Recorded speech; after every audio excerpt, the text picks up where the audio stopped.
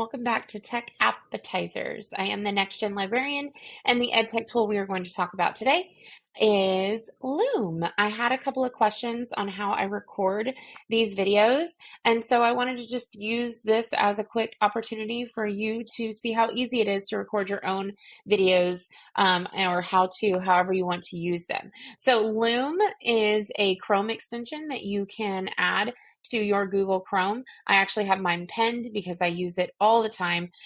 It's a great way to do a how-to video or to show someone, a coworker, a quick, this is how you use this website, this is the steps you need to go to, that might be a little bit easier than emailing out everything. And it's just, if you're a visual learner, it's much faster and easier to learn if someone just shows you real quick. And I'm telling you, it is super easy to use.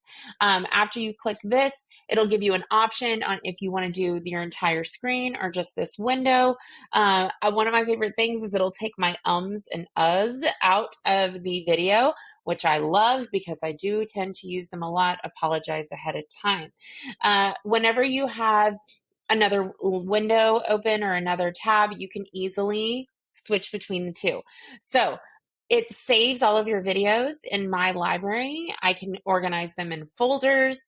I can change the background. I can have the captions automatically show up, which I love for being able to make it accessible for all of your watchers.